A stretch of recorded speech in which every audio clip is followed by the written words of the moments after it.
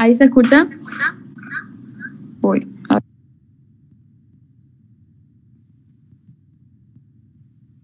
Sí, ven.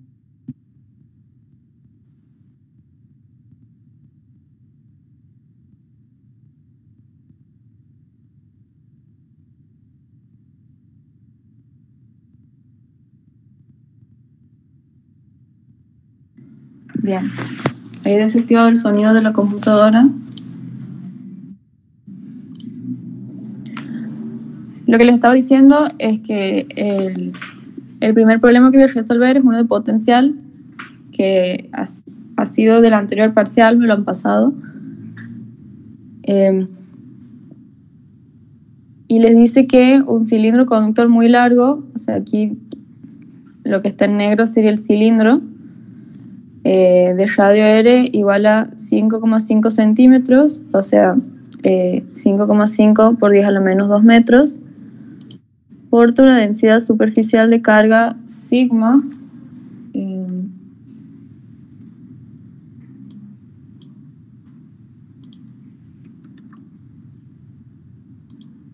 se supone.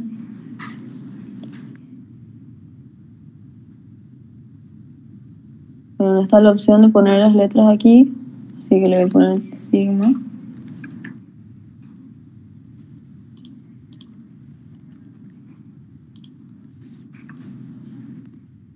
$5,5 microcoulombs por metro cuadrado.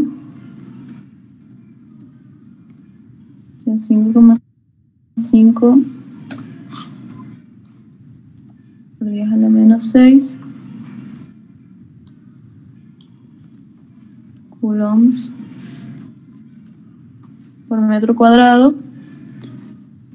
Y les dan además de dato el potencial sobre la superficie del cilindro, o sea, sobre cualquier punto que esté a una distancia R mayúscula.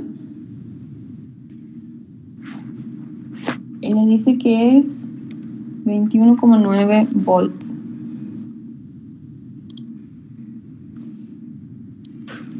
Se les pide determinar el potencial eléctrico en dos puntos ubicados a una distancia R que se mide desde el eje del cilindro, que es esta línea gris.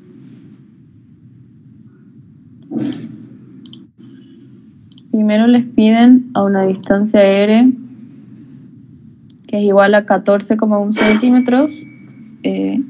A ver, un segundito, ahí vuelvo.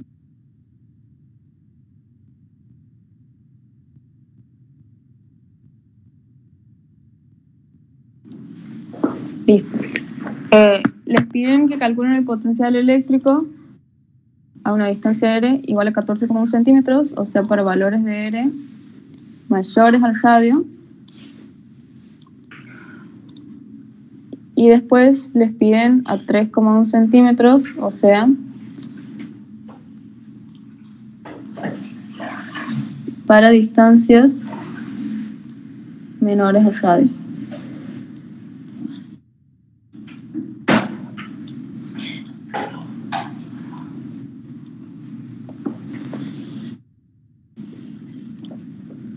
Entonces, primero vamos a calcular el campo eléctrico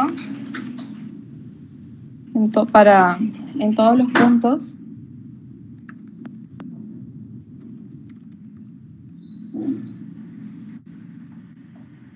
Teniendo en cuenta que como el cilindro es muy largo, se puede considerar que el campo eléctrico es como el de una línea.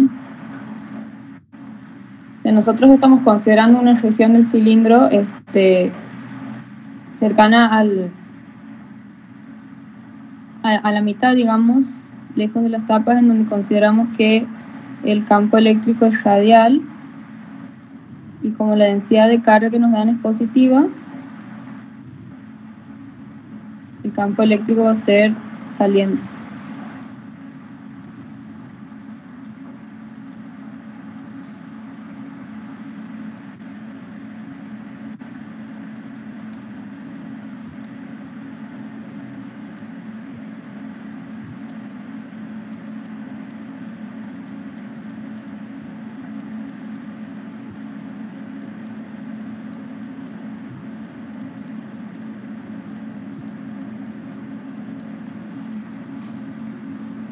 Bien.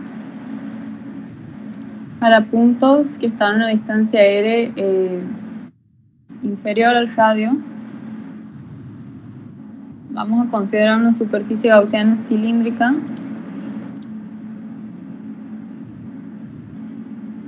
le voy a hacer aquí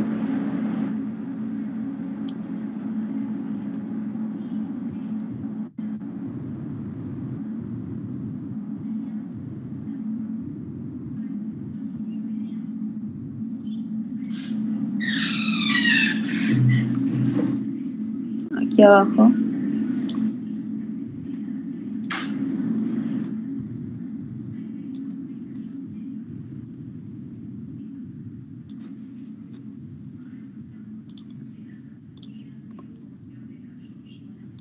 Consideramos una superficie gaussiana cilíndrica de radio R.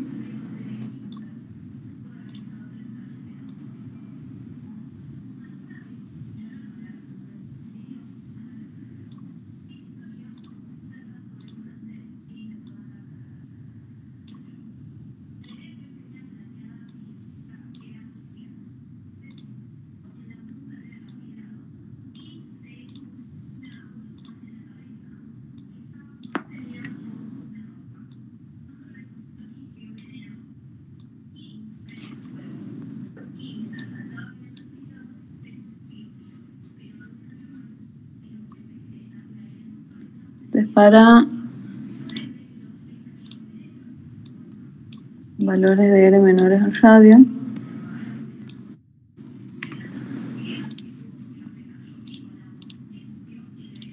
Bien, me va a costar un toque dibujar las expresiones, pero bueno, calculan con la ley de Gauss.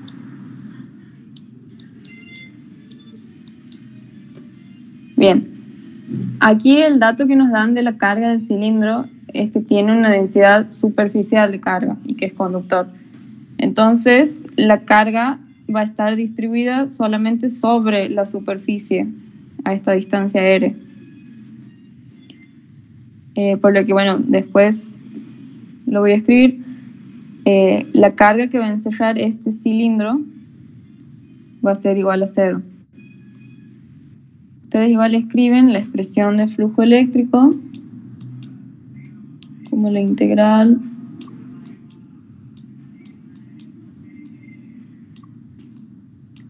del vector campo eléctrico producto interior diferencial de área.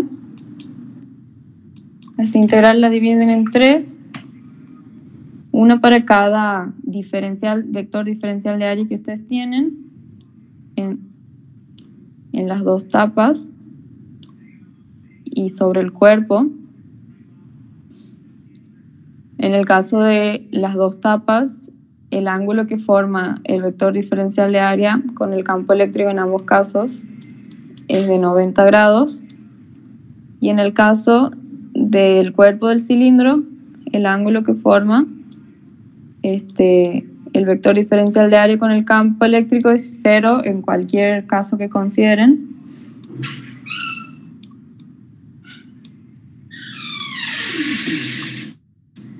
Entonces, de estas tres integrales, tenemos dos veces una integral para las tapas.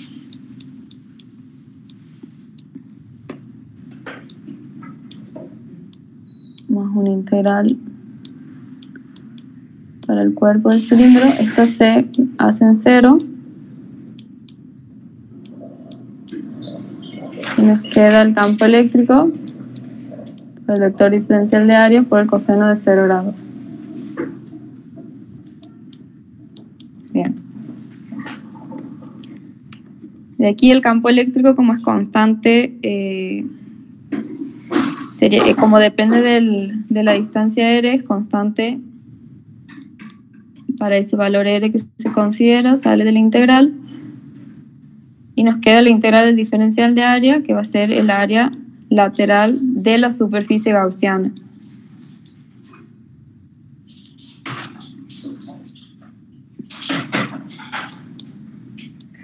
Y por ley de Gauss esto es igual a la carga neta encerrada sobre epsilon 0.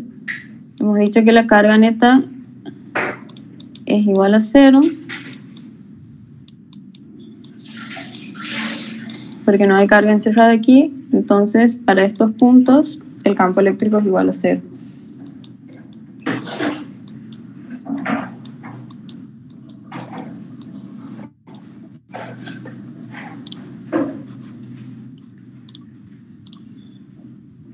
Después, para valores de R mayores al radio, tenemos una superficie gaussiana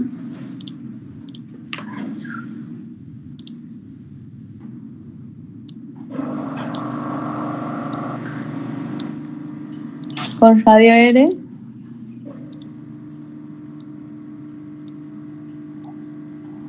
Belu, ¿sí? una pregunta. ¿Sí? Yo para darme cuenta que la carga en el interior, ahí en el cilindro, como dice vos, radio menor a R mayúscula, es 0, me doy cuenta con la parte del potencial, porque sé que, bueno, ahí en el medio es 0, digamos, básicamente, porque tenemos la carga positiva por fuera, o cómo me doy cuenta más o menos. No, te das cuenta por 2 datos. Si a vos te dicen que un cuerpo, una esfera o un cilindro es conductor, significa que en una situación electrostática, que es la que estamos manejando, la carga solamente va a estar distribuida en la superficie. Y cuando te dan una densidad superficial, aunque no te digan que es conductor, también vas a saber que solamente en la superficie externa tienes la carga. Bien, gracias. Bien.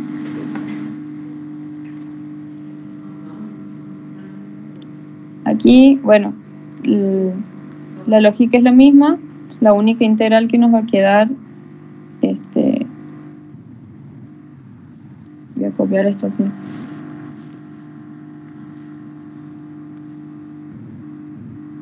La única integral que va a quedar va a ser la del cuerpo del cilindro,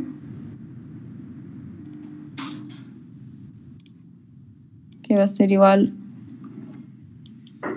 al campo eléctrico por el área lateral de la superficie gaussiana, y esto va a ser igual a la carga neta encerrada sobre epsilon 0. En este caso, nosotros, para encontrar la carga que encierra esta superficie, tenemos que considerar la expresión de sigma.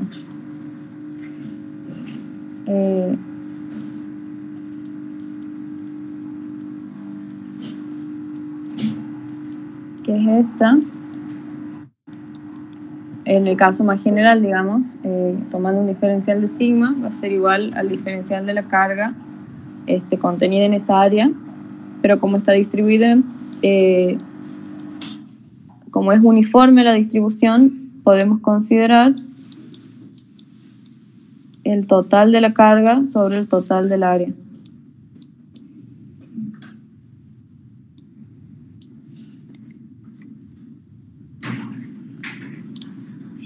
Este valor de área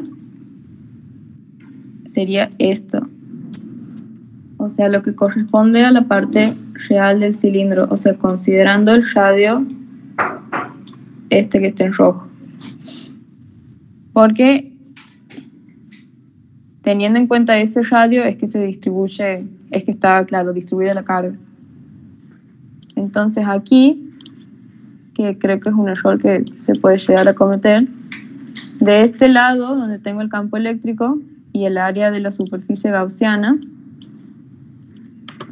voy a tener el área lateral del cilindro, que es 2pi, por el radio del cilindro, que es R chiquita, variable, por la longitud del cilindro considerado por la superficie gaussiana, que es L.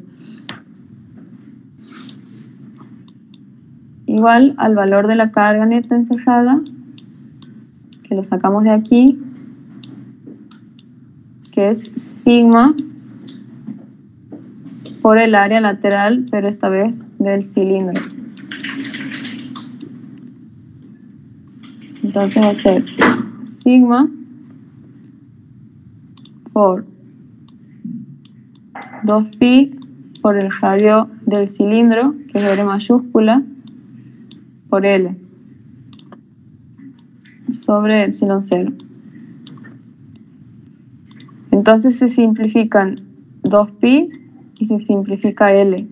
En la longitud del cilindro nunca va a importar, siempre se simplifica.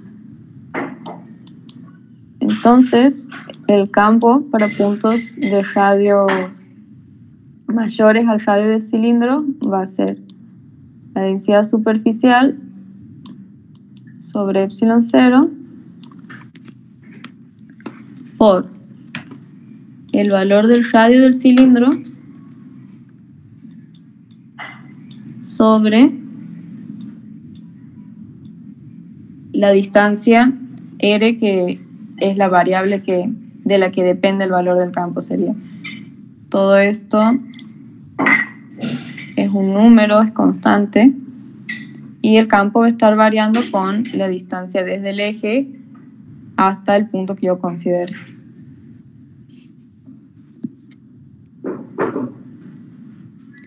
Bien.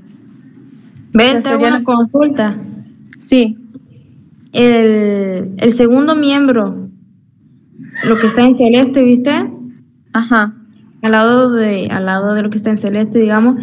El epsilon 0, ¿de dónde sale? De la expresión de la ley de Gauss. Vos tenías, es la carga neta sobre epsilon 0, en general. Bien. O sea, no en general, sino siempre. Ok, dale.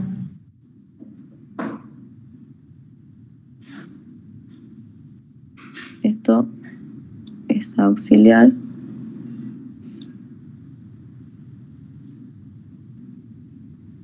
Bien, primero está la primera parte, que son las expresiones del campo eléctrico en todos los puntos, o sea, dentro del cilindro y por fuera. Fíjense, por ejemplo, si yo tomara la distancia desde el eje hasta la superficie del cilindro, el campo va a ser sigma sobre epsilon 0, porque se me simplificarían aquí estos valores. Bien. Ahora sí, se calcula el potencial eléctrico para todos los puntos.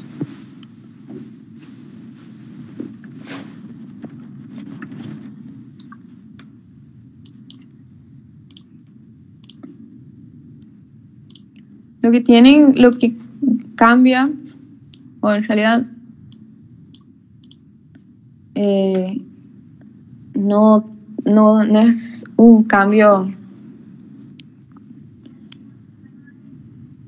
grande, digamos, pero el caso del cilindro largo se asemeja al caso de la línea, en el que no se considera el potencial en el infinito como igual a 0, sino que se lo considera en un valor finito, que en este caso no nos dan el valor de dónde es el potencial igual a 0, sino que nos dan un valor, nos dicen el potencial es tal valor en tal punto.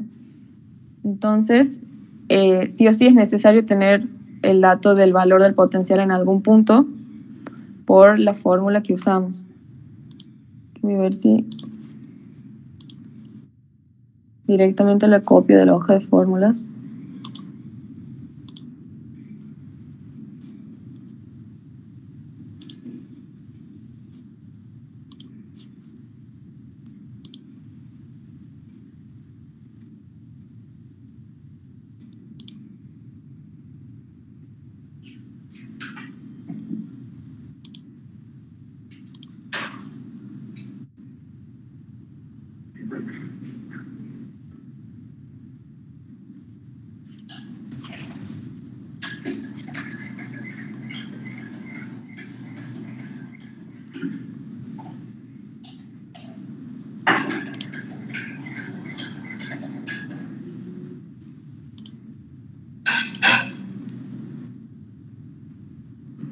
Bien.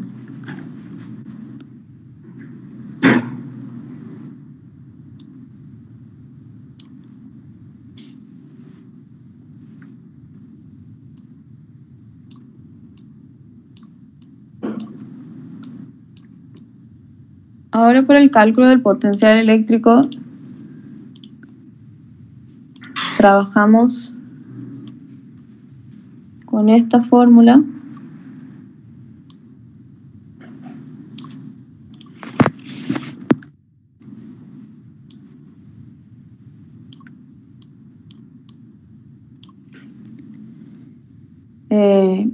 En donde tenemos en un miembro el potencial en un punto B menos el potencial en un punto A, y decimos que es igual a menos la integral de línea desde A hasta B del producto interior del vector campo eléctrico por el vector diferencial de L, que es la tangente a esa línea o curva por la que se integra. Normalmente, por ejemplo, en los casos donde tenemos una esfera conductora, nosotros tomamos un punto A en el infinito y decimos que ahí el potencial es igual a 0 y se nos elimina esta parte, o sea, se nos elimina el potencial en A. En este caso, o sea, lo necesitamos porque necesitamos un dato de potencial, pero en este caso no podemos hacer eso, sino que nosotros tenemos un punto con un valor de potencial. Si yo considero que mi punto A es el valor del radio, o sea, 5,5 centímetros, en donde tengo un valor de potencial que era 21,9 volts, ese valor va a ser mi B sub A. Yo lo puedo definir como punto A o lo puedo definir como punto B. Eso, el resultado que les dé va a ser el mismo. Nada más que lo que va a cambiar va a ser el cambio de variable y todo eso. Porque, por ejemplo, en el caso del potencial vamos al revés y primero tomamos para puntos por fuera del cilindro y después para puntos por dentro. Entonces, considerando primero distancias mayores a R, en este caso nos dan un valor que es 14,1 centímetros.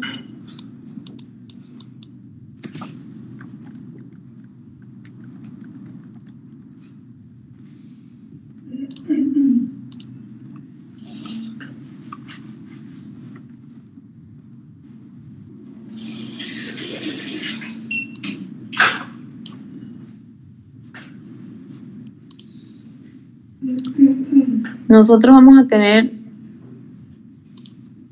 esta trayectoria de integración.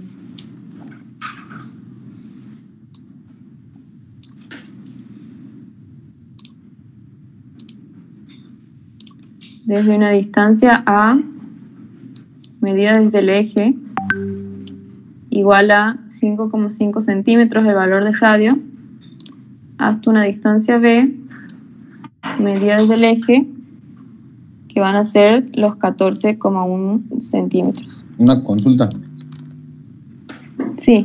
En ese caso, si lo tomas así, cuando resuelvas el producto tendrías coseno de 0. Sí, tendría coseno de 0 ahí. Bien.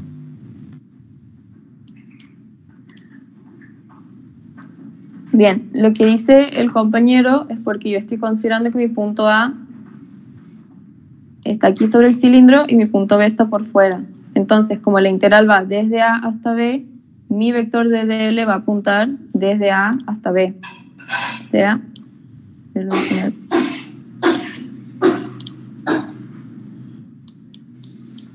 este vectorcito celeste sería el de DL. Siempre apunta desde A hasta B. Por eso, dependiendo de qué puntos ustedes consideren como A y como B, les va a cambiar la dirección del DDL. Ahora mi distancia radial no estaría 90 de DDL a 90 grados, o no, lo considero en la misma posición que el radio R mayor. Dirección, digo. La dirección, Sería hacia afuera, no, porque lo considero desde el eje, desde donde yo estoy midiendo mis distancias, radial hacia afuera. Ah, bien, perfecto. Entonces el DDR también sería radial hacia afuera. Tendríamos que DDR es igual a DDL en este caso.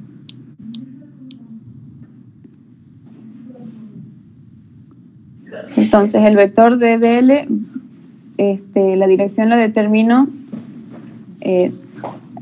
desde A, o sea, es desde A hasta B. Dependiendo de donde yo tenga mi punto A y donde yo tenga mi punto B, voy a tener la dirección del vector DDL.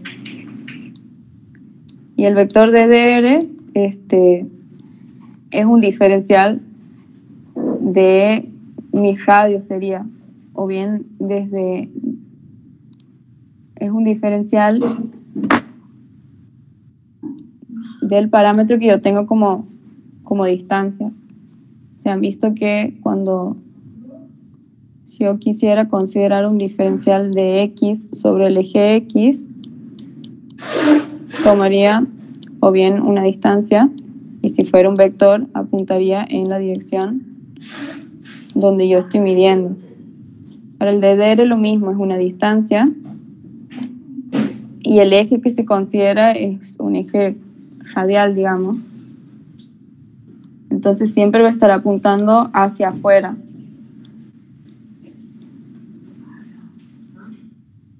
Y para abajo también. O sea, no es que está hacia arriba, sino que está hacia afuera. Si yo considero para abajo, mi DDR estaría hacia abajo.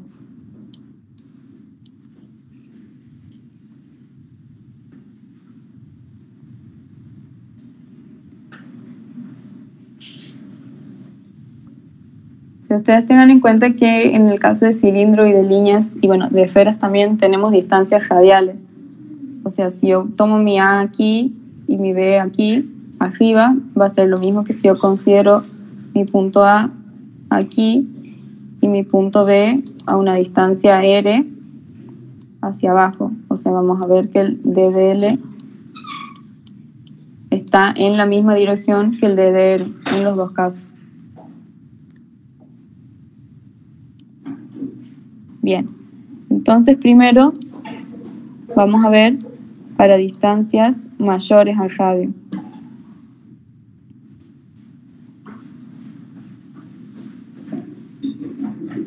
En ese caso, la expresión de campo a considerar solamente va a ser la segunda que hemos calculado, porque solamente estamos considerando puntos exteriores.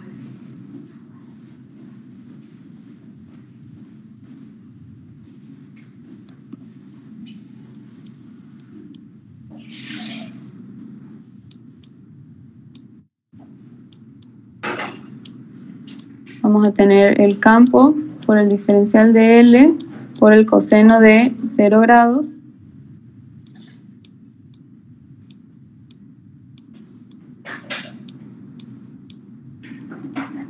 por el campo radial hacia afuera y el vector de DL también.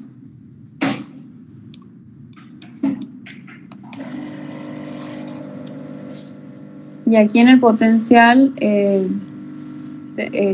no sale el campo del integral, sino que se reemplaza su expresión.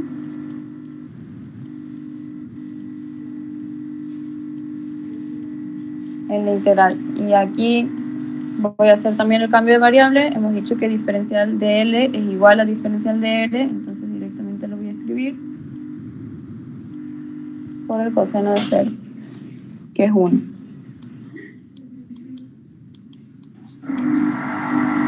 Entonces las constantes que son sigma, epsilon 0 y el radio salen de la integral y voy a tener la integral de 1 sobre R por diferencial de R.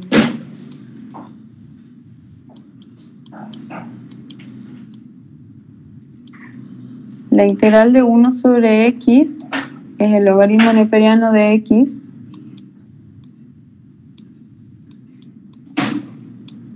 Y lo vamos a evaluar, o sea, en este caso de R,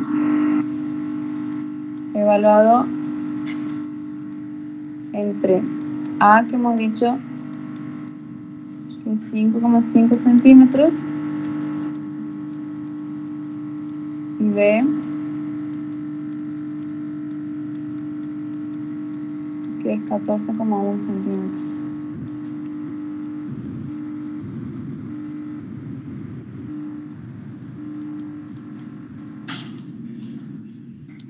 Bien, no estoy en mi compu, así que el resultado lo voy a calcular manualmente. No tengo el marcar. El logaritmo queda logaritmo de B menos logaritmo de A, o bien por propiedad del logaritmo,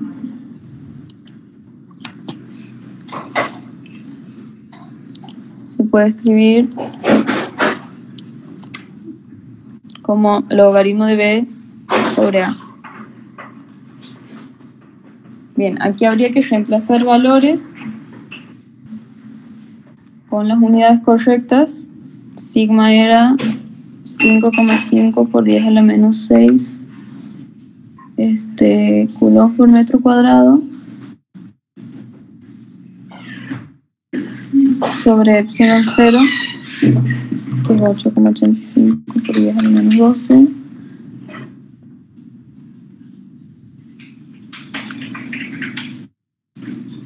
Todo por el valor del radio por el logaritmo de B, que era 14,1,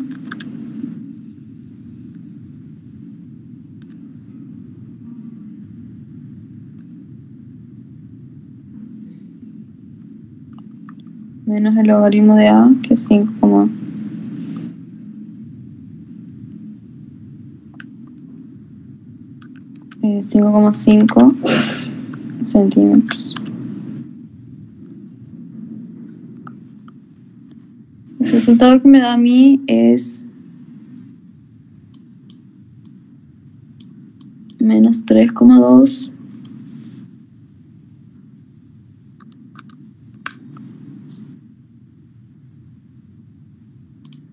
por 10 a la cuarta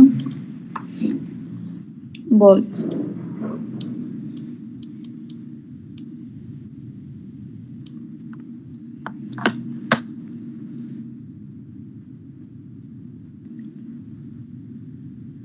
Pero este es el resultado de la diferencia de potencial.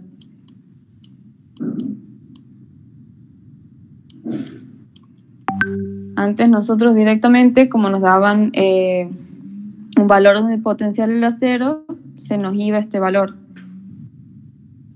Pero ahora no tenemos 0, sino que tenemos un valor específico que es 21,9 volts. Entonces el potencial en B, que es lo que nosotros estamos buscando calcular, va a ser este valor, menos 3,2, 10 a la cuarta potencia, más el potencial en A, que es 21,9. ¿Sí? Una consulta, el valor de B, 14,1 centímetros, eso te daban como dato, ¿verdad? Sí. Ah, bien. Te lo daban en el problema.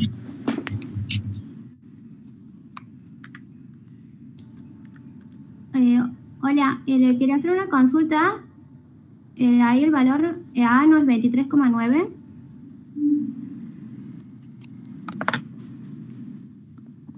El valor de el potencial en A.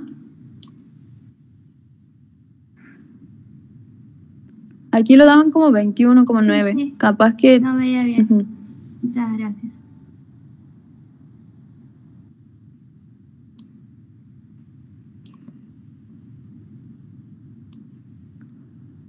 Bien, entonces igual como estamos en órdenes de magnitud muy diferentes, El resultado sigue siendo 3,2 o 3,22 volts negativo.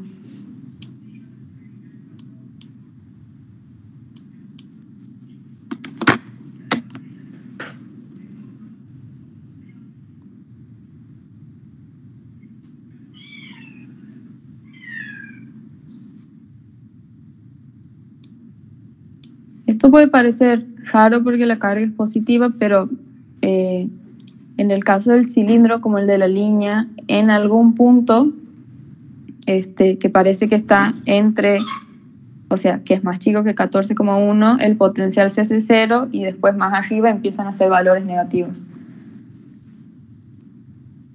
Por eso en estos casos de la línea y del cilindro, aunque tengan una carga positiva, pueden encontrar valores de potencial negativos en puntos por fuera. Ven ahí el Porque está el campo, que no. El voltaje A no se suma, o para qué se lo pone en la expresión de voltaje en B. Sí, aquí lo sumas, nada más que el voltaje en A es 21,9 y aquí me da 3000 y pico, entonces como que por la forma en la que yo he escrito parece que no lo he sumado, pero sí se suma. Nada más que se le agrega muy poquito, digamos, al resultado total. Ah, bien. Pero si lo pongo, no cambia mucho, digamos. No, pero igual lo tienes que poner así, o sea, cuenta el ejercicio, puede llegar a ser, puede influenciar, digamos, Unos o sea, decimales. sí cambia el resultado, nada más que Poquito. aquí no se nota por los decimales. Bien. Gracias, Ben.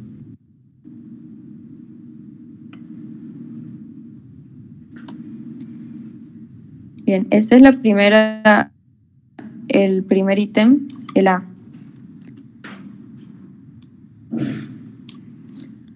Ahora el B es un poquito más complicado porque nos piden el potencial en puntos dentro del cilindro.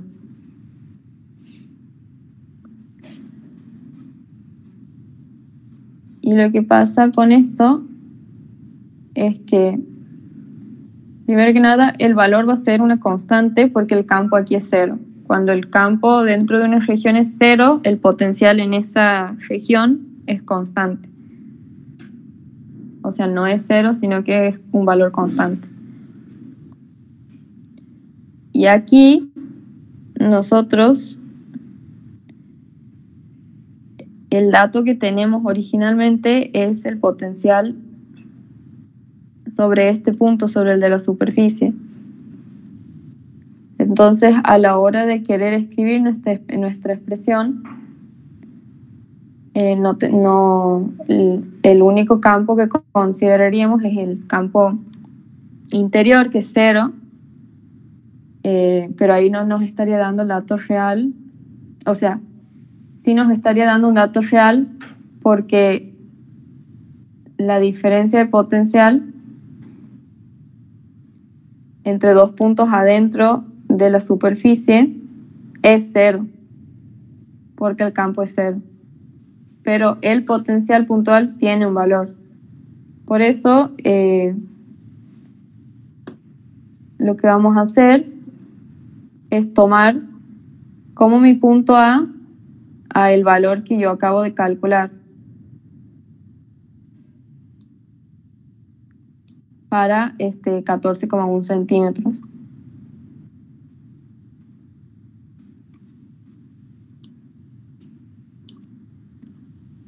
Voy a copiar este gráfico de nuevo.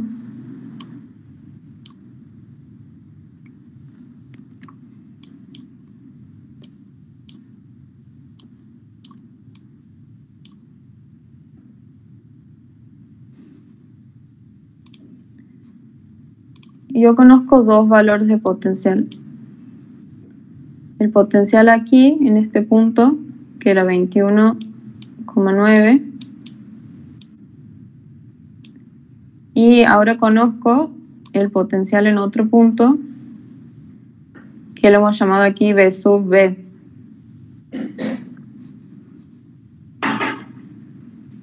con este dato, si yo considero este punto como A ahora,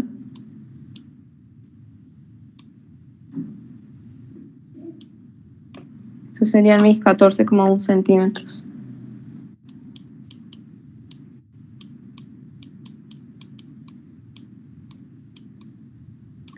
Y considero como B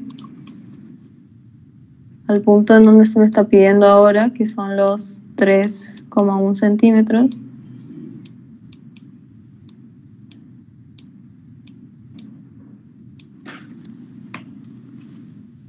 Voy a poder trabajar como veníamos trabajando, que era dividiendo la integral desde un punto donde yo conozco el potencial por fuera de mi cilindro hasta el punto dentro del cilindro donde yo quiero calcular. Entonces, en este caso, mi diferencial de L va a ser hacia abajo.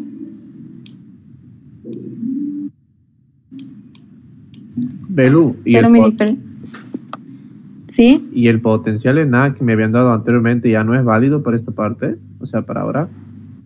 No, sí es válido. Nada más que ¿qué expresión? O sea, vos necesitas poder utilizar la expresión de campos externos también para poder encontrar la expresión en puntos adentro del cilindro. Claro, porque cuando yo tome esta... Claro, y justo ese potencial en A está en el radio, o sea, el radio del cilindro, no por fuera. Claro, ¿no? Bien. Está en la frontera, entonces no tengo forma de considerarlo ahí.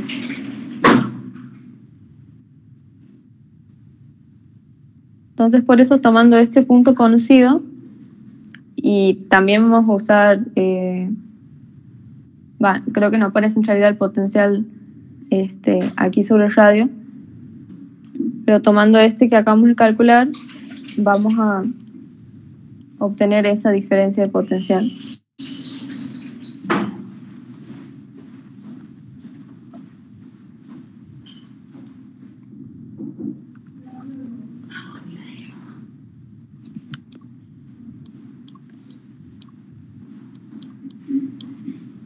Bien, DDL es hacia abajo, DDR sigue siendo hacia arriba, o sea, hacia afuera, digamos. En realidad sería que D sub L apunta hacia el cilindro y D sub R apunta hacia afuera del cilindro. Por lo tanto, D sub L es igual a menos D sub R. Perdón, no son sub, DDL y DR.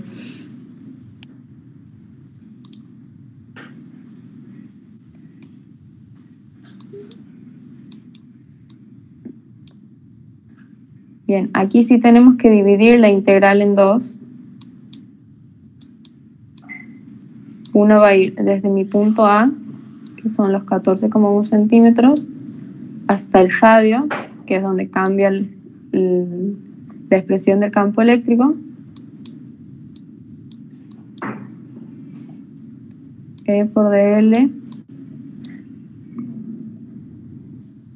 por el coseno de 180 grados.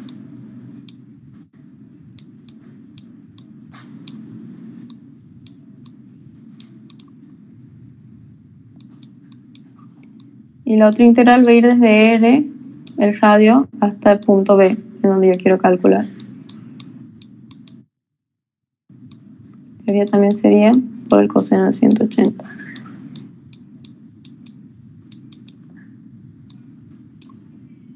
En esta región, mi campo vale sigma sobre epsilon 0 por R mayúscula sobre R minúscula.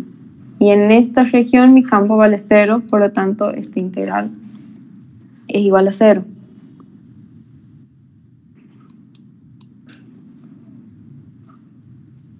Entonces, tengo este signo menos y el coseno de 180 grados que es menos 1. Entonces, se me va a hacer positiva la integral. Y voy a tener la expresión del campo que, sacando ya las constantes,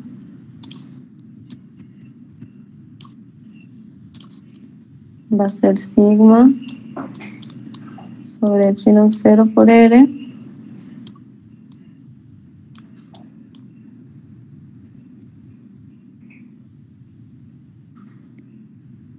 Y voy a tener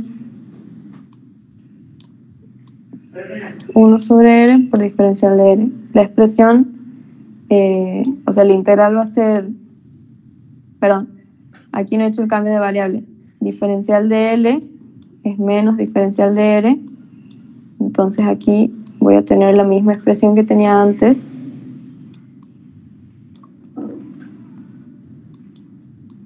Por el logaritmo, en este caso ya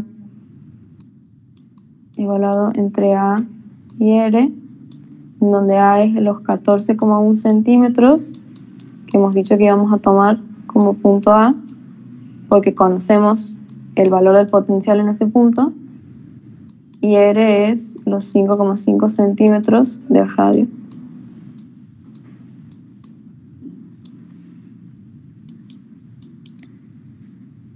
Entonces aquí me va a quedar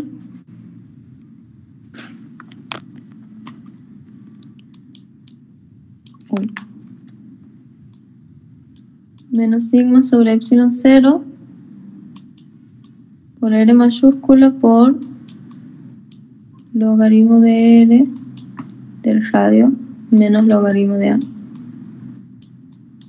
Reemplazando valores tengo menos 5,5 por 10 a la menos 6 coulombs por metro cuadrado por el valor de epsilon 0, dividido el valor de epsilon 0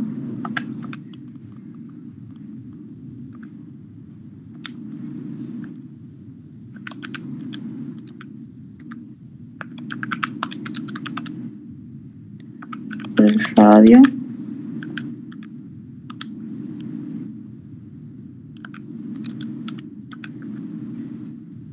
por el logaritmo de 5,5 centímetros menos el logaritmo de 14,1 centímetros. Y este resultado me da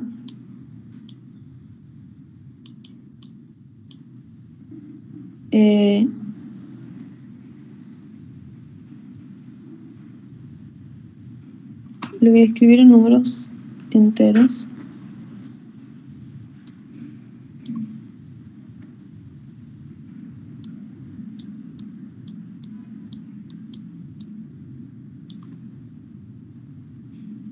Belu, a los centímetros no lo tendremos que pasar a metro, ya que sigma está en coulomb sobre metro cuadrado, ¿o no? Sí, o sea, cuando lo escribo en la calculadora lo paso a metros. Ah, bien, perdón. Pero sí, siempre todo lo pasan a metros.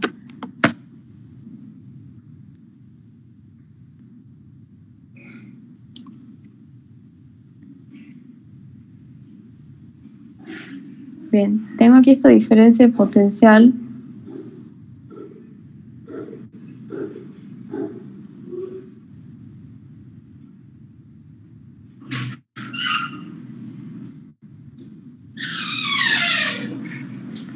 Que viene a ser casi lo mismo que calculado aquí, 32.178 volts. Porque bueno, son los mismos datos. Y el potencial en B debería ser este valor más el otro que he calculado. Que voy a ver.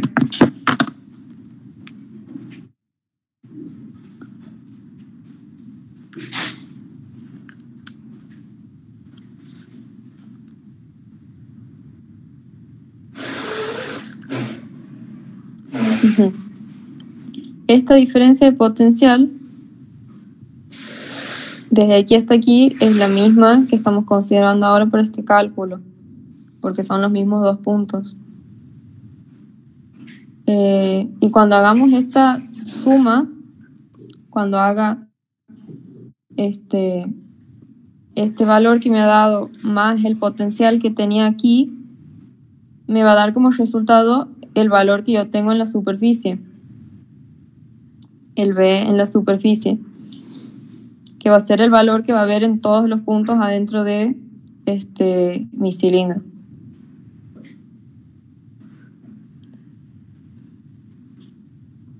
Aquí, como yo lo he puesto en notación científica, no me va a dar exacto, pero si escriben el número completo les debería dar el mismo valor, porque como este es el punto frontera, digamos, en el gráfico que ustedes pueden llegar a hacer del valor del potencial en función de la distancia,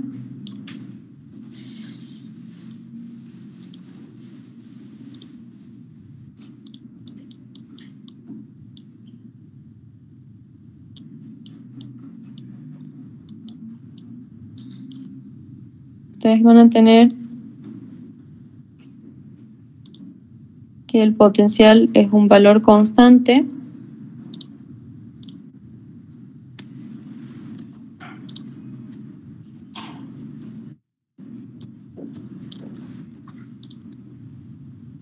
hasta el radio, o sea, hasta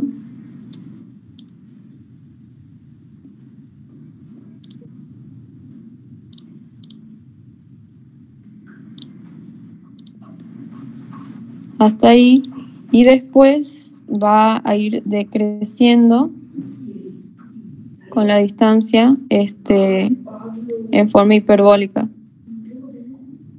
Empieza con un valor positivo y después va a ir tomando valores negativos también.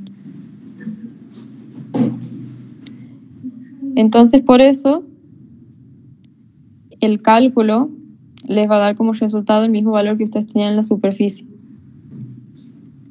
Creo que en el parcial, si se dan cuenta de eso, sería válido justificarlo teóricamente. O sea, decir, como el campo eléctrico dentro del conductor es 0, el potencial debe tener el mismo valor para todos los puntos, o sea, el interior del cilindro es una superficie equipotencial, por lo tanto el valor sería el mismo de la superficie. Creería que se puede justificar teóricamente, pero si no, el cálculo les debería dar ese valor. ¿Ven? Uh-huh. Es decir, que el voltaje en B, de ahí de B igual a 3,1 centímetros, nos tienes que dar 29,1. Ajá, creo que es 21,9. Ah.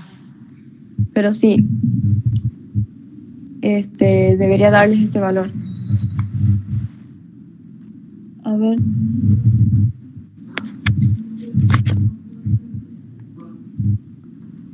El cálculo aquí era este número.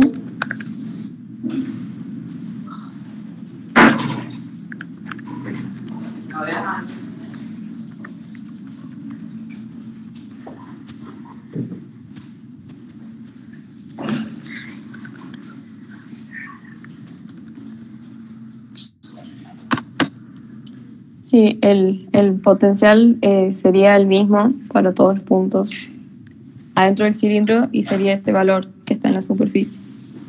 Por eso también, si consideraban a este punto como su punto A, el resultado, como solamente tienen la expresión de campo del interior del cilindro, les iba a dar 0, porque este punto está en el mismo potencial que este punto.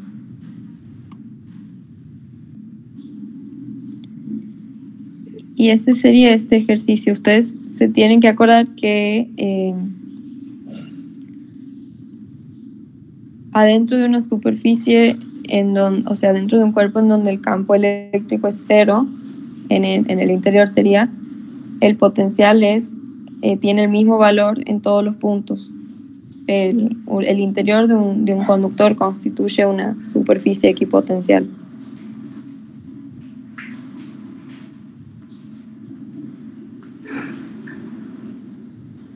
Bien.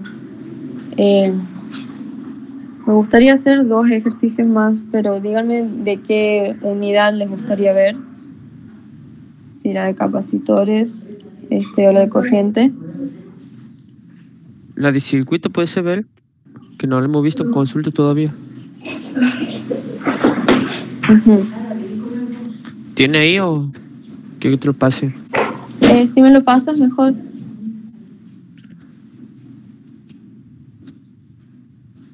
Ahí está.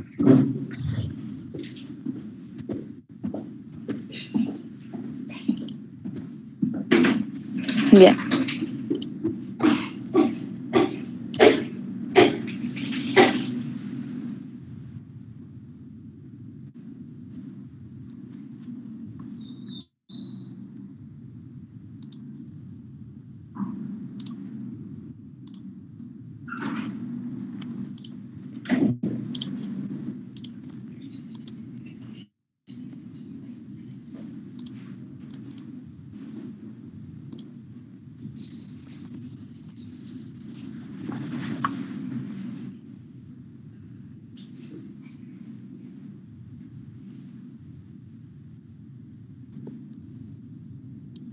Bien, ahí el ejercicio dice: en el circuito de la figura siguiente considera los siguientes datos.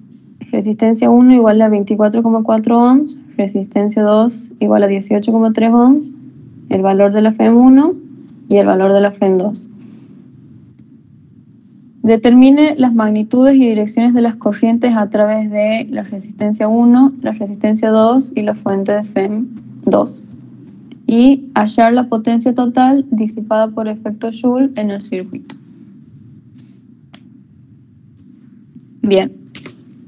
Aquí, como tenemos 2 FEMs, trabajaríamos con las reglas de Kirchhoff.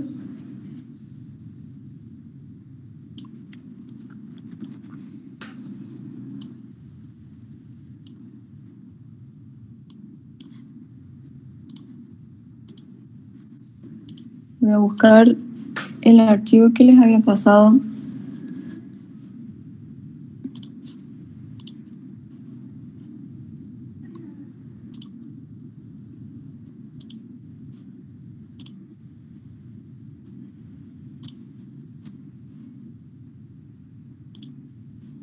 Bien, teníamos 2 reglas de Kirchhoff, la de los nodos y la de las mallas.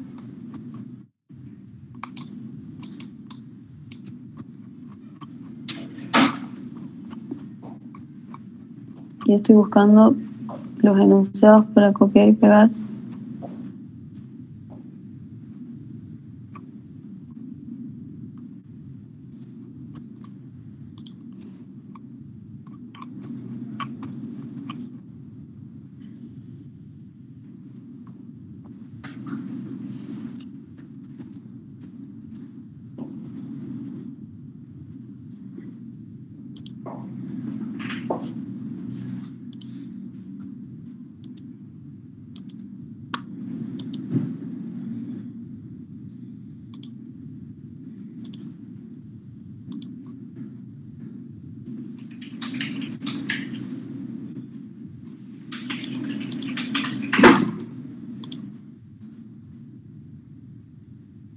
A ver.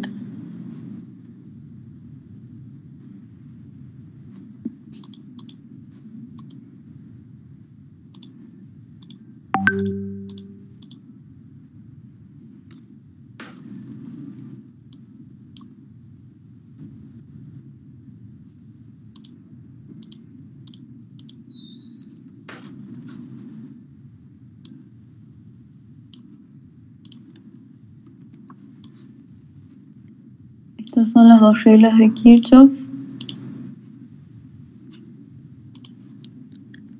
La regla de las uniones 1 o 2, que nos dice que la suma algebraica de las corrientes en cualquier unión es igual a 0, o sea, en cualquier unión que vendría a ser en donde se juntan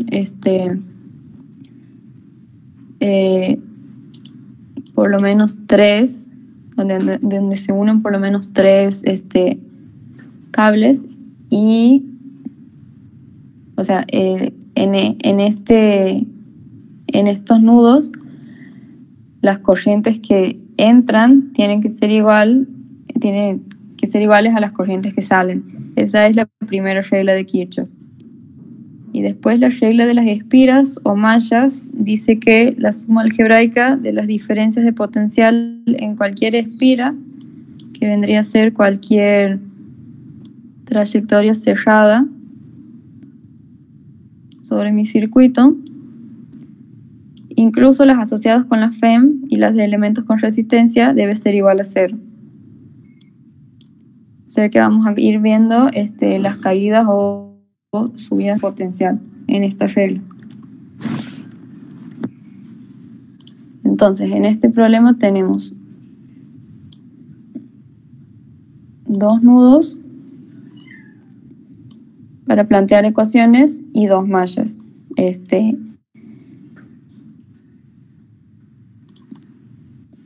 Lo primero que hacíamos era suponer los sentidos para las corrientes.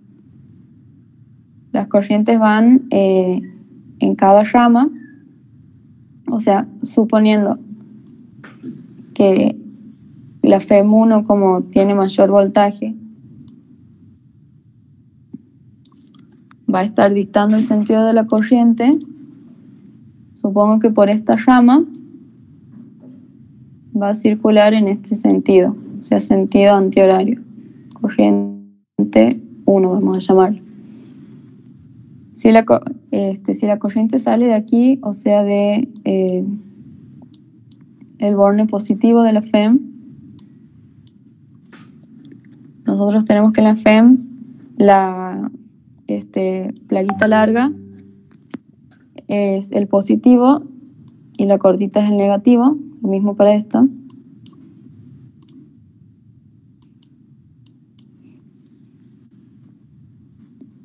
Entonces, la corriente sale de la FEM1, va en sentido antihorario y cuando llega a este nudo se divide en 2.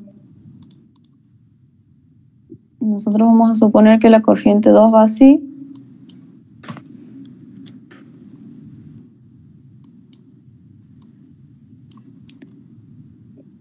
Esta sería la segunda rama, la rama que va desde este nudo hasta este, en donde está la resistencia 2. Y después tendríamos una tercera corriente por toda esta rama que la suponemos en este sentido.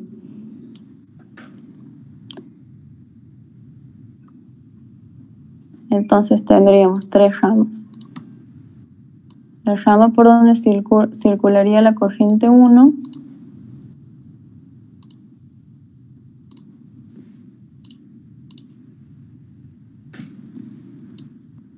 que sería esta. La rama por donde circularía la corriente 2 y la rama por donde circularía la corriente 3.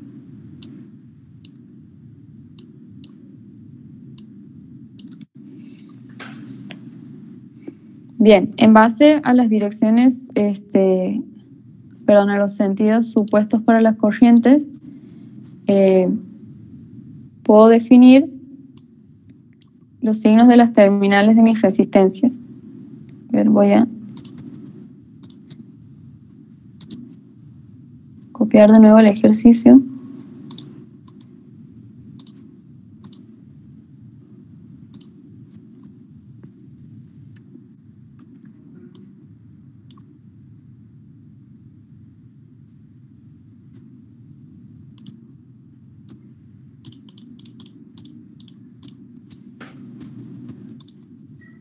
Bien, la resistencia 1 está en la rama donde circula la corriente 1.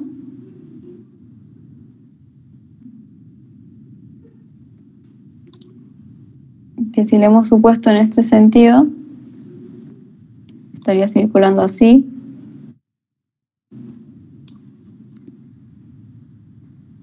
Entonces, el positivo va a estar por donde va a ingresar la corriente de la resistencia y el negativo por donde va a salir. Lo mismo para la resistencia 2. En este caso la corriente ingresaría por este lado que sería el positivo, y saldría por este, el negativo. Entonces, una vez definido tanto los sentidos supuestos para las corrientes como las terminales positivas y negativas de los elementos del circuito, podemos empezar a plantear las ecuaciones con las reglas de Kirchhoff. En este caso, nosotros tenemos tres incógnitas, que son los tres valores de las corrientes, que son los tres valores que se nos piden, digamos, corriente 1 que pasa por la resistencia 1, la corriente 2 que pasa por la resistencia 2 y la corriente 3 que pasa por la fuente de FEM 2. Entonces, necesito tres ecuaciones, voy a plantear una de nudos y dos de mallas. Bueno, sería lo mismo utilizar cualquiera de los nudos, pero en este voy a tener que la corriente 1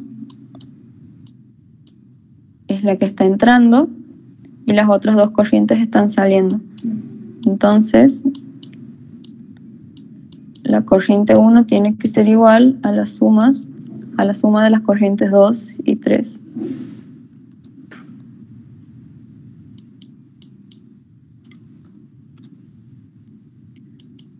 O bien,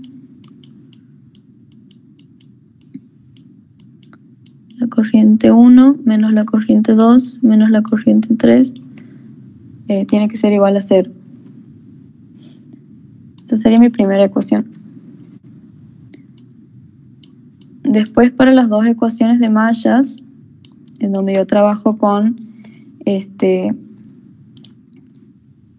las diferencias de potencial, tengo que tener en cuenta que para las FEMs simplemente escribo el valor de la FEM, y para las resistencias escribo el valor de la corriente que pasa por esa resistencia por el valor de la resistencia.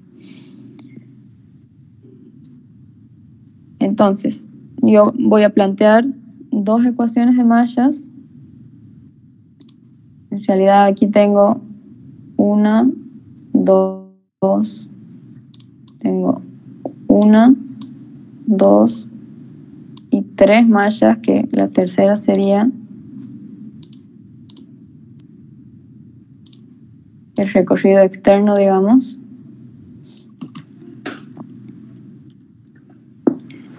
Así que yo voy a tomar esta malla primero y después voy a tomar esta.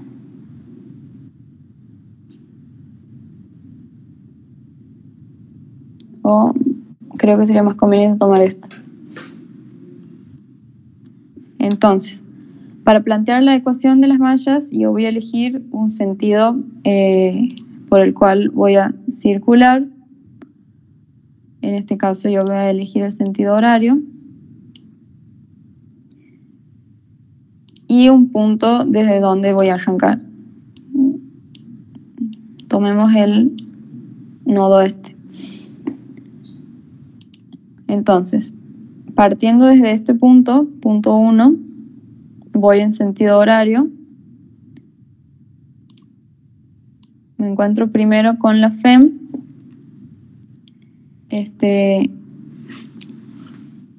Y voy a ir del positivo al negativo. Aquí les voy a pegar también la convención de signos del libro.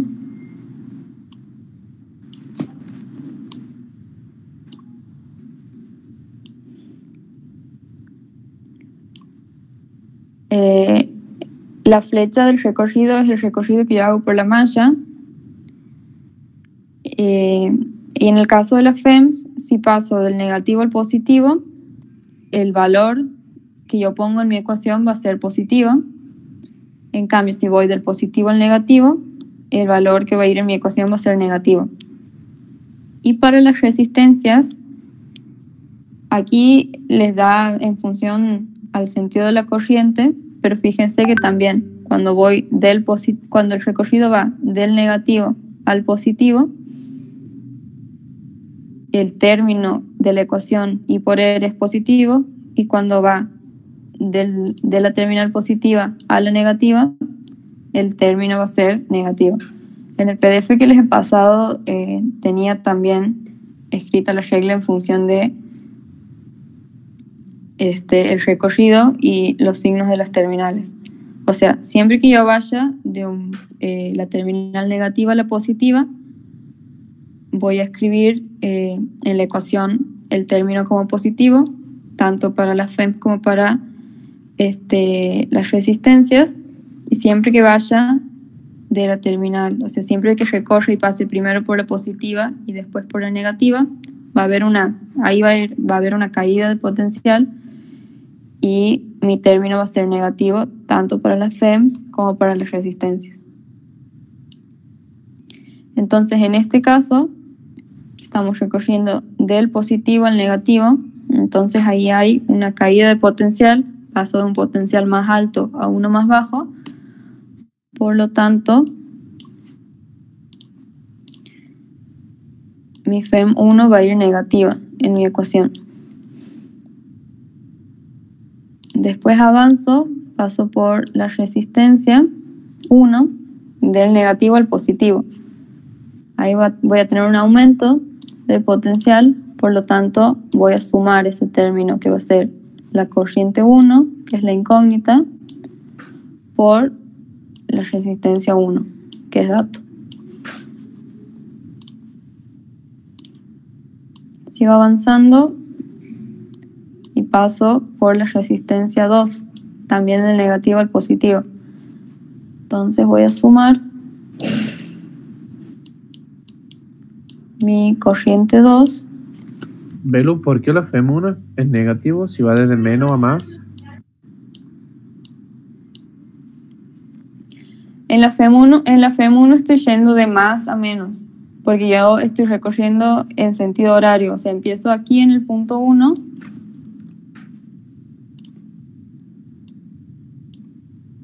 no es el sentido de la corriente, sino es el sentido en el que yo me voy moviendo por el circuito. Ah, bien, sí, listo. Ver una consulta más. ¿Sí? Ahí a la I1 la podía haber considerado hacia la derecha en vez de la izquierda. Sí, en un principio sí la podrías haber considerado en ese sentido. No te iba a afectar a los valores que vos obtengas, sino que solamente iba a variar el signo. En el caso de que no sea correcta esa dirección, el valor de la incógnita que corresponde a esa corriente te quedaría negativo. Bien. Pero sí, o sea, ustedes pueden suponer las corrientes en cualquiera de las direcciones. Bien, gracias.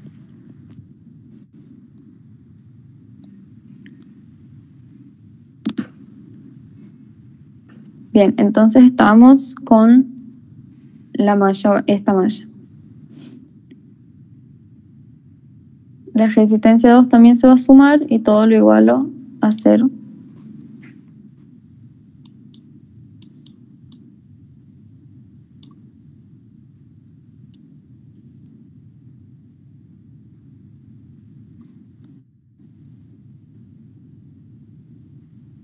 Bien, le voy a poner tipo malla 1.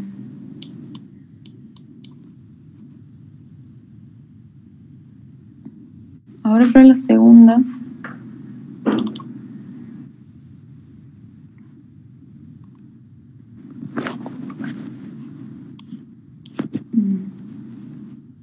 A ver.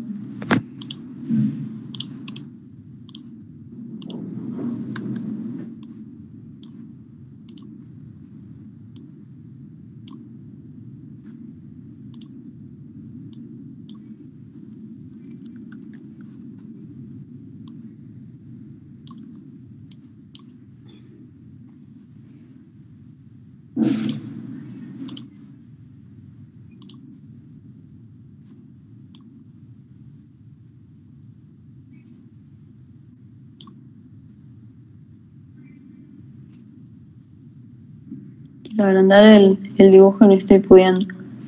A ver, lo voy a poner aquí al lado.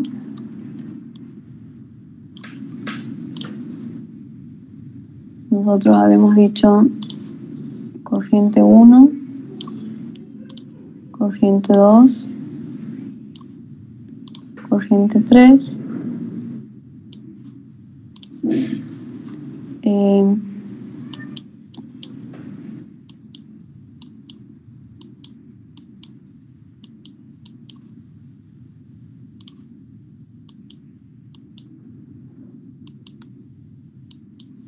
Bien, para la última ecuación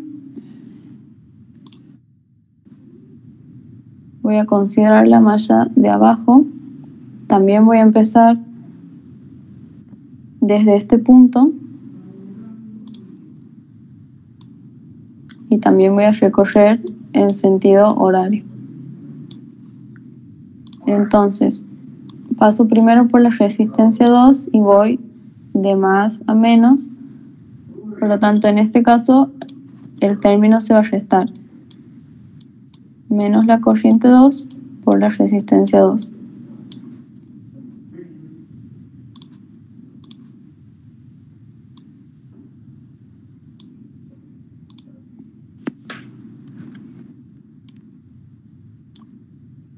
Después voy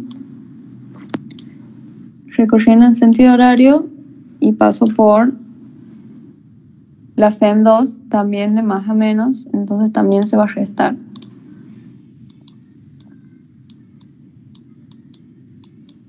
Y me va a quedar igual a 0. Esta sería la ecuación para la malla 2.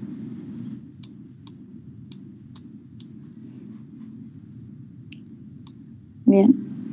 Siempre vuelvo al punto donde he empezado. Y ya tengo 3 ecuaciones con 3 incógnitas. Entonces, lo que me restaría hacer sería resolver el sistema de ecuaciones.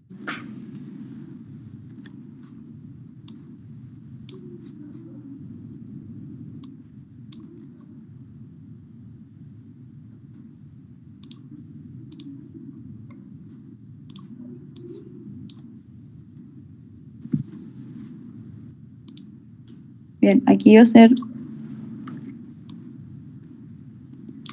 un poco complicado escribir,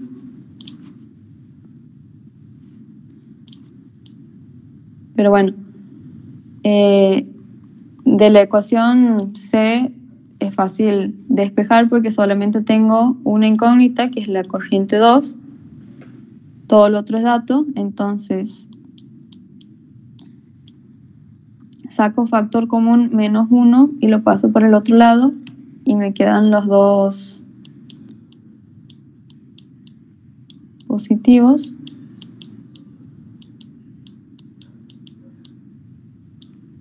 Y de ahí despejo la corriente 2 como menos la FEM2 sobre la resistencia 2. La FEM2 era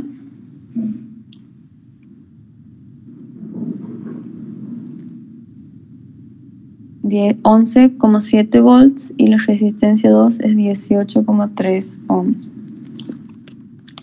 11,7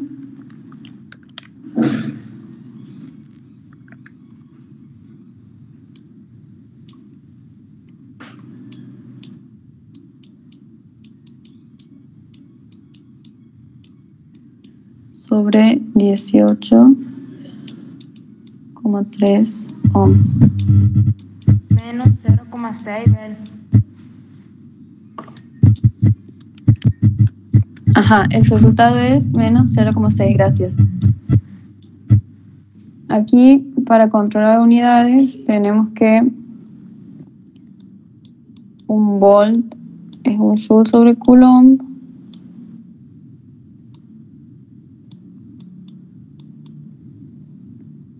Y también es un ohm por ampere, por la ecuación B igual a I por R. Entonces, tengo ohm sobre ampere sobre ohm, se me van los ohms y me queda en unidades de corriente. Entonces me da menos 0,6 amperes. Por lo tanto, la corriente 2 va a valer 0,6 y el sentido que hemos supuesto nosotros es incorrecto, sería el opuesto.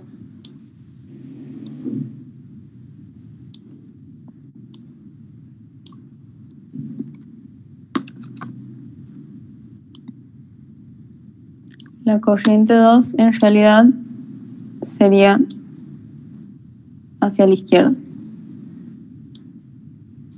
Lo voy a poner como bordo.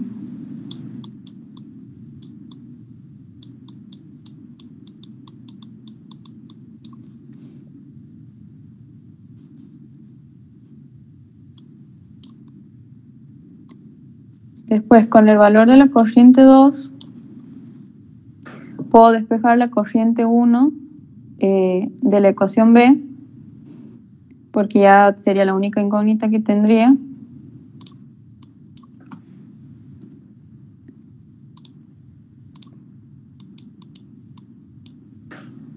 Entonces tendría corriente 1 por resistencia 1 igual a la FEM 1 menos corriente 2 por resistencia 2. Si divido ambos miembros entre la resistencia 1,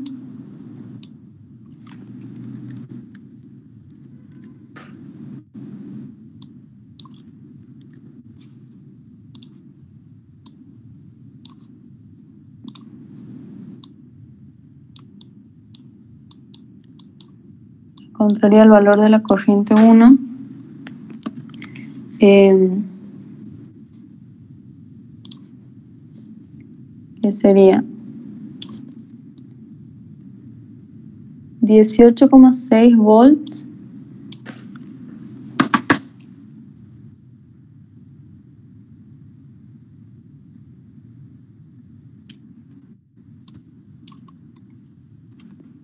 sería 18,6 volts menos el valor de la corriente 2 que hemos dicho que eran 0,6 amperes por la resistencia 2 que es creo 18,3 ohms, todo sobre el valor de la resistencia 1 que es 24,4 ohms.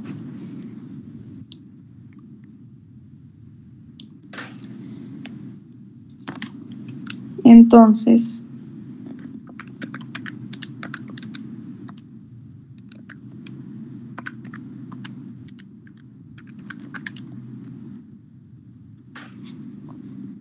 eso da como resultado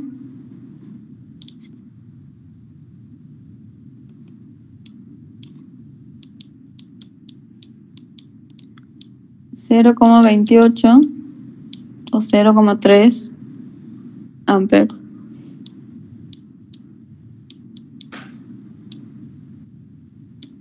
Y con estos dos valores puedo despejar la corriente 3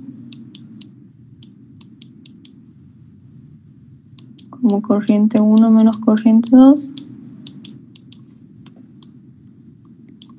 o sea 0,3 amperes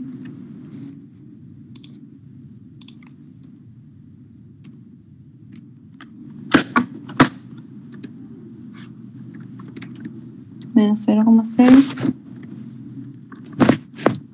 lo que me da menos 0,3.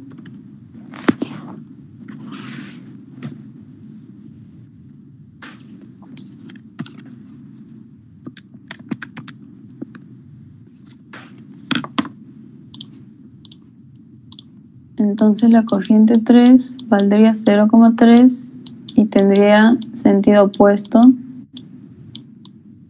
al supuesto. O sea, el sentido de la corriente 1 está bien supuesto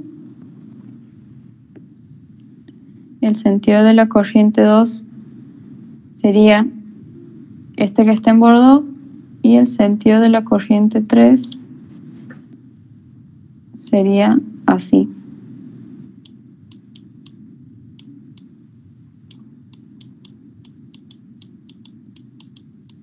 Entonces, no importa qué sentido supongamos de la corriente, vamos a saber si es correcto o no en base a el signo que nos dé el resultado. Si nos da negativo es porque el sentido es el contrario al supuesto, y si da positivo es porque hemos supuesto bien el sentido. Vean, una consulta, Sí. las unidades para la I1, ¿viste que se multiplica el amperes con el ohm?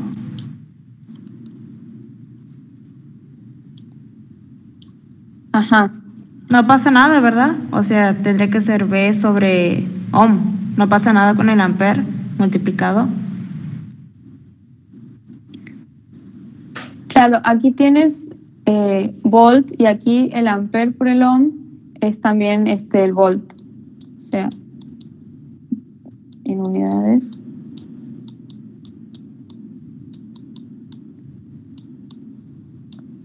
Así que al final te queda volt sobre ohm, que es ampere. Ah, bien, listo, gracias. Como que, ajá. Como que aquí, Como que claro, pues- en las restas es donde tienen que estar las mismas unidades. Y Ujú. después se simplifican en la división. Bien, listo. Gracias. No hay problema. Bien. Después nos piden la potencia total disipada por efecto Joule, que no es más que calcular las potencias que disipan todas las resistencias.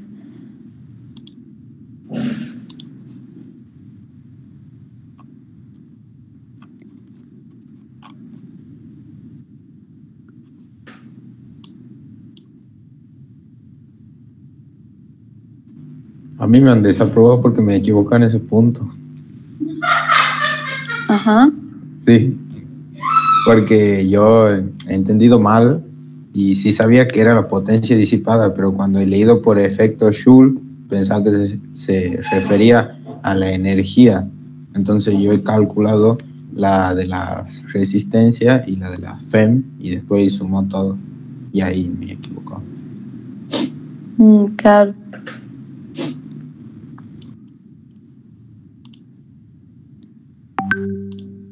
Nosotros tenemos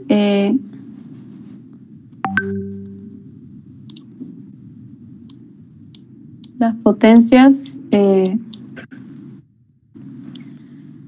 La potencia es energía por unidad de tiempo. ¿Cuánta energía uno aporta o consume del circuito por unidad de tiempo?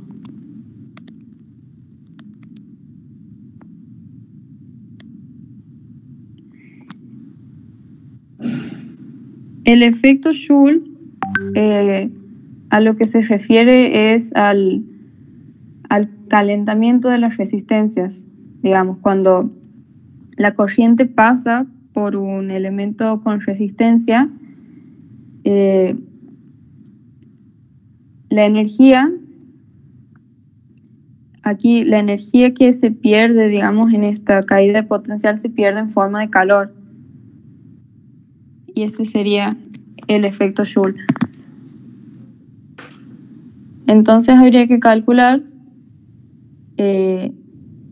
las potencias que disipa cada una de las resistencias, que se calcula como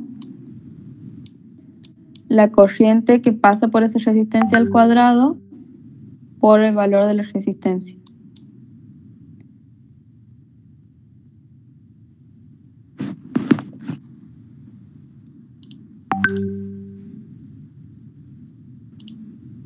Entonces, a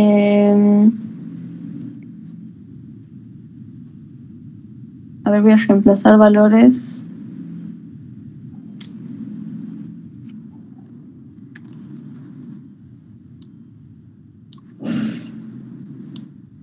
Aquí.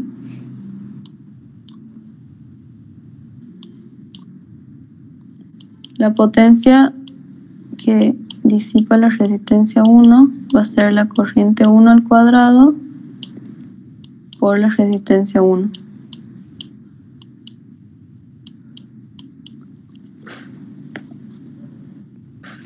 La corriente 1 valía 0,3 amperes y la resistencia 1 valía 24,4. Sí.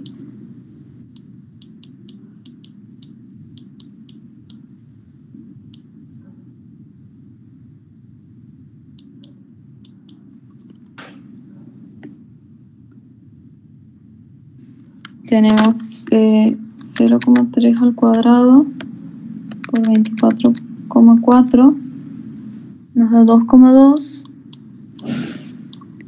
y vamos a ver las unidades. 1 ampere al cuadrado es ampere por ampere.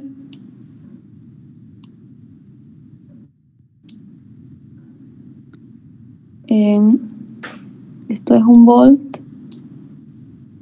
El ampere también es un coulomb por segundo.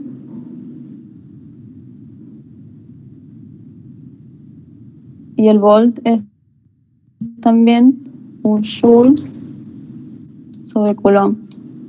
Entonces las unidades nos quedan las de potencia, que es joule sobre segundo, o sea, un watt. Esto sería análisis de unidades. Lo pongo entre corchetes.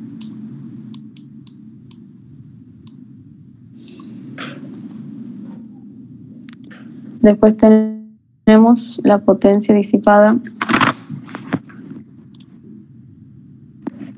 por la resistencia 2.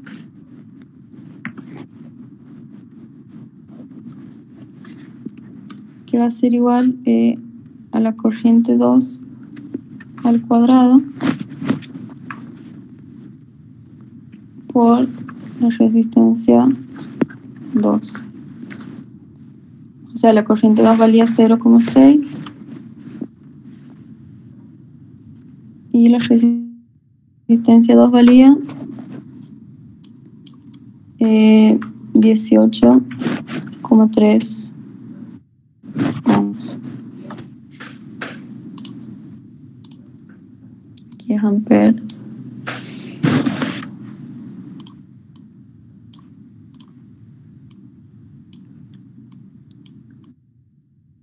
Ampere al cuadrado,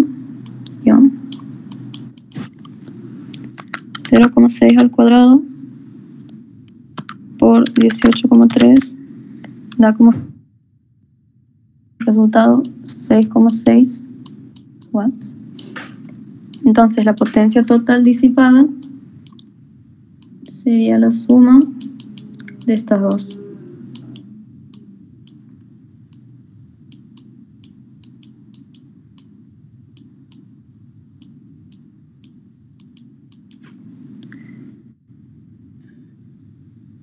Bueno, 2,2 más 6,6 da 8,8 watts.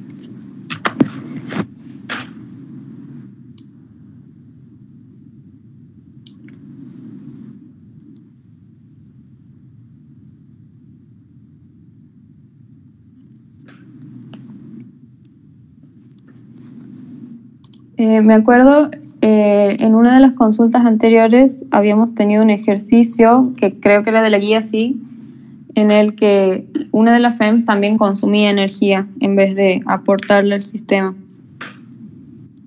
Eso es según cómo pase la corriente por la FEM. Si la corriente va, si la corriente pasa así, o sea, del negativo al positivo, como es el caso de esta, la FEM estaría aportando energía, porque la corriente estaría saliendo de su terminal positiva. En este caso, la corriente va del positivo al negativo. Entonces la FEM también estaría, consumiendo energía porque la corriente va a pasar, cuando pase va a haber una caída del potencial. Si calculamos la potencia de la FEM, de las dos FEMs, que es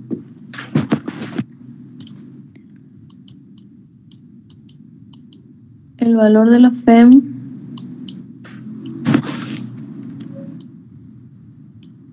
por la corriente que pasa,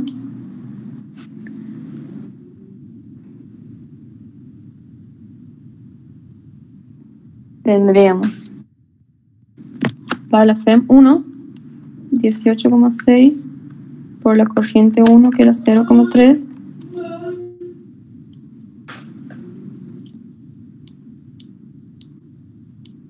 Es 5,58. 5,6.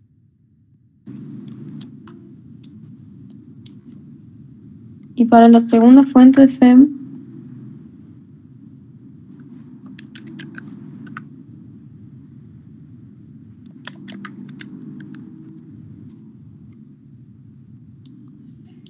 $3,5. En este caso las dos estarían aportando energía porque 5,6.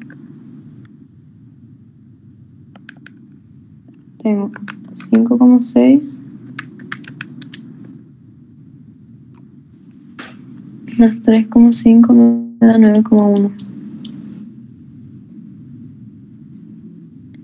Se supone que la potencia disipada tiene que ser igual a la potencia entregada al sistema.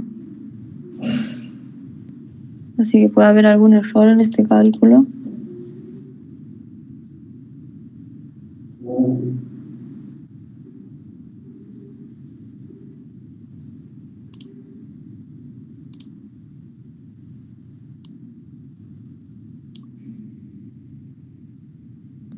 Tengo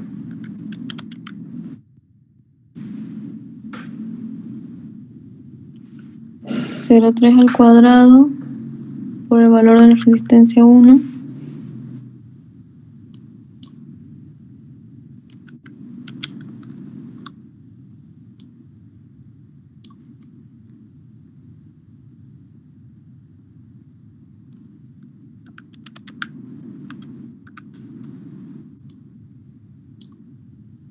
que es 18,3.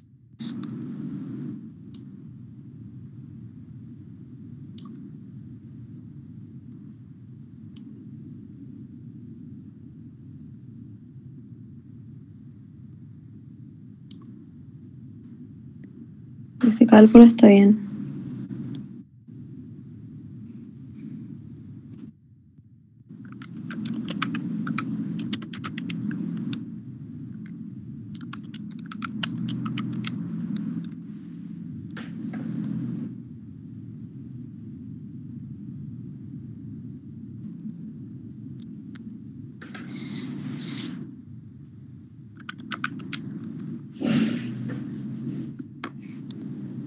Me da una diferencia de 9,1.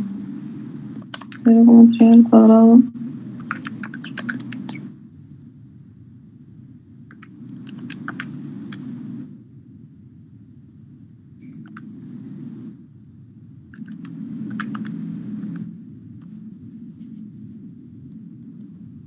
Sí, bueno.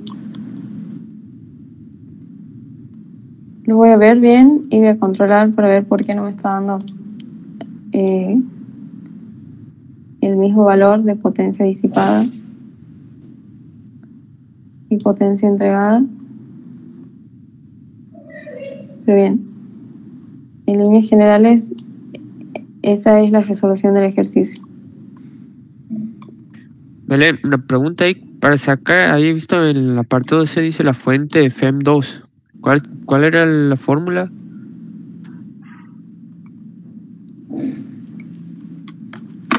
¿Cómo? Que ha visto en el apartado C nos pide la fuente de FEM, de la FEM2. ¿Cuál era la fórmula? ¿O cómo sacamos? En este ítem no sería la fuente, sino que sería la corriente que pasa por esa fuente, que sería la corriente 3 en nuestro gráfico. O sea, resolviendo las 3 ecuaciones, ahí obtendrías los 3 primeros ítems. Listo. O sea, cuando digan fuente, no, se refiere a la corriente, digamos. No, en este caso les piden solamente las magnitudes y direcciones de las corrientes y después les dicen de dónde estarían pasando esas corrientes. Si les pueden llegar a pedir, igual en estos casos los datos de la FEM, los valores de la FEM son datos, pero lean bien la consigna ahí y ahí para ver bien qué les piden. Bien, gracias.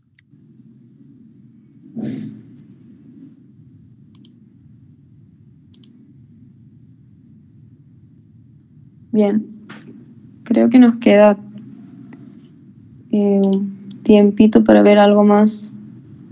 La potencia disipada total es 8,7 volts, ¿verdad? Sí, 8,78 me da a mí.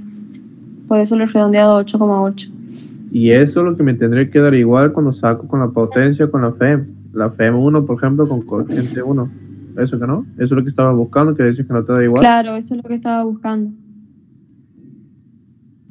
Ahí no tendrías que haber puesto directamente el signo de la corriente, o no va en esa parte para la potencia con la FEM.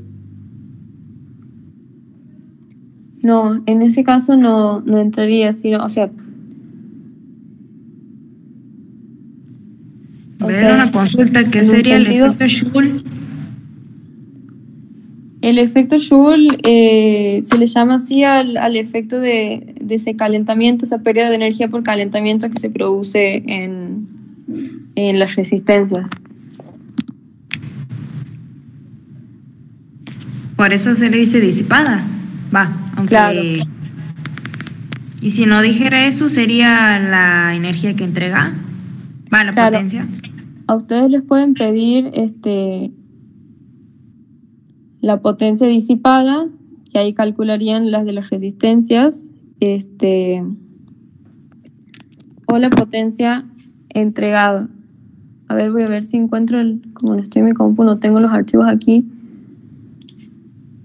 pero en la guía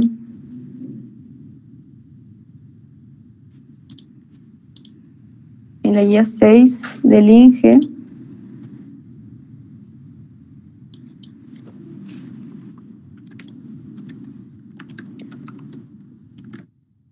estaba un problema así en la guía. Sí, las FEMs, las fuentes, son las que entregan esta energía al sistema. Entonces, si les piden la potencia entregada, digamos, al sistema, sería la potencia, o sea, la energía entregada al sistema la calcularían con la potencia de las FEMs. Acuérdense que potencia es energía por unidad de tiempo, o sea que si les piden si quieren saber la energía, sí van a necesitar un tiempo, si lo calculan con potencia. Y después está la energía disipada, que sería la energía que gastan los elementos del circuito, y que es lo que nosotros estamos midiendo también cuando hacemos la regla de Kirchhoff de las mallas. Ahí lo que estamos escribiendo en las ecuaciones son las caídas esas del potencial, que son caídas de energía también, porque el potencial es energía por unidad de carga.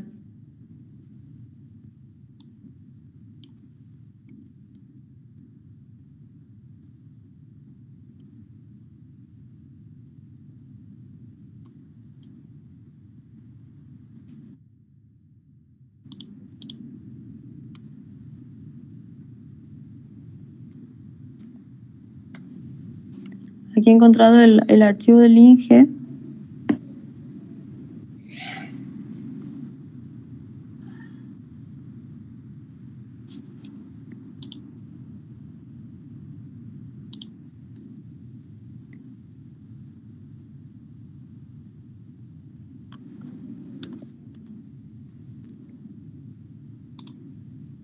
A ver, ahí lo comparto.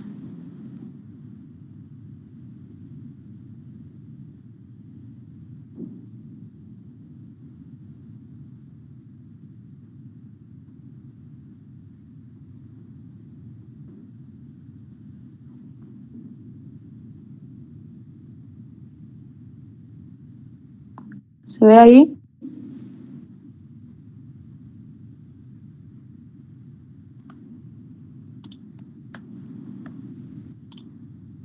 Yo no veo.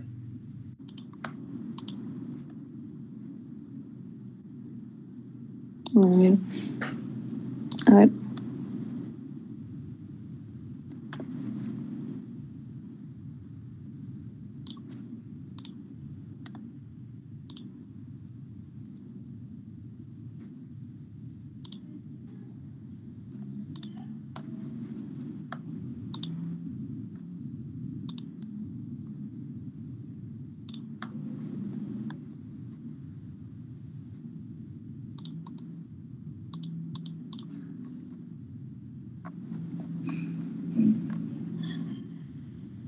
Bueno, aquí lo que comprábamos eran, se les pedía el calor total disipado, que sería como pedirles el efecto, la potencia disipada por efecto Joule, nada más que cuando les dicen calor, ahí sí, como había dicho el compañero, tienen que calcular energía. En este ejercicio les pedían específicamente potencia. Y bueno, hacen el mismo cálculo, la potencia a la que cada resistencia disipa energía, y después la total disipada es la suma de las tres. Y después, para calcular la energía, se multiplica esa potencia por un tiempo, que en este caso era 3 segundos, eso es dato del problema, y obtienen un valor de energía. Antes de eso habían calculado la potencia a la que la fuente 1 entregaba energía, y en realidad han calculado la energía entregada en un tiempo, y les preguntaban, o sea, se les pedía que expliquen por qué los resultados no eran iguales, por qué eran diferentes. Y eso es porque hay otro elemento en el circuito que no está entregando energía, sino que la está gastando, como las resistencias. Entonces aquí se ve la diferencia en las energías y se hace el cálculo de la potencia con la FEM2 y de la energía gastada en ese tiempo, y se ve que ahí está la diferencia de energía sería. A ver, si comparamos aquí,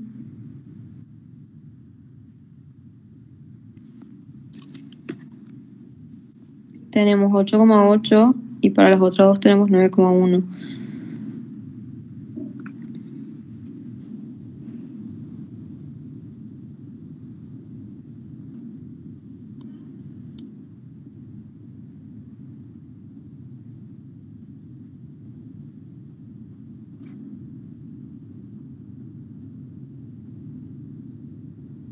Bien, eso voy a revisar bien, para ver en dónde estaría el error aquí, porque no dan lo mismo.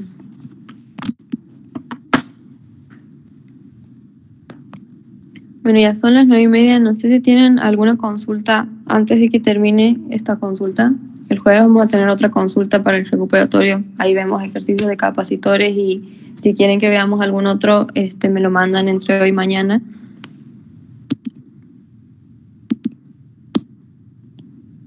No, va, por mí no. Perfecto, muchas gracias. Bien, no hay problema.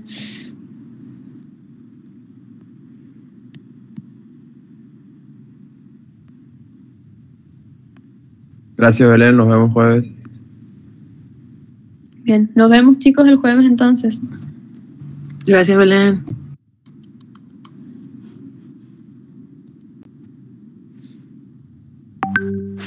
Nos vemos, Lu. Chao, nos vemos. Que anden bien.